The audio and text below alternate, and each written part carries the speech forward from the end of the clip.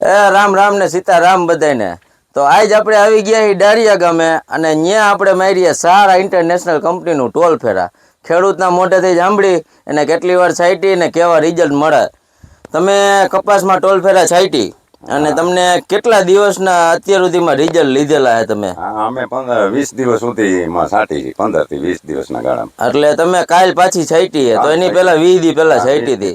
ખેડૂત મિત્રો 20 દિવસ સુધી કોઈ પણ જીવાત આવેલી નહોતી।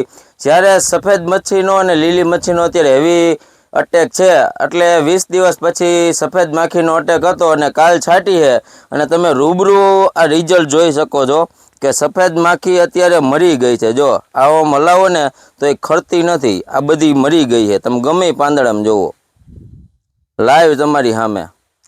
એટલે એક જ દવા અને તમામ જીવાત સાપ થ્રીપ્સ, કથરી, લીલી, સફેદ, ગળો, તંગ કોઈ પણ હોય જડબે સલાક એક જ દવા મારો ને એટલે બધી જીવાત તમારે 15 થી 20 દિવસ સુધીના જોરદાર રિઝલ્ટ મળશે। તમારા કપાસમાં વાપરો સારા ઇન્ટરનેશનલ કંપનીનું ટોલ ફેરા। શું કે બધાને વપરાય કે ન વપરાય? આ તમને કેટલું મોંઘું પડે કે સસ્તું પડે? બીજા કરતા સસ્તું પડે, રાઉન્ડ લાંબો આવે ને।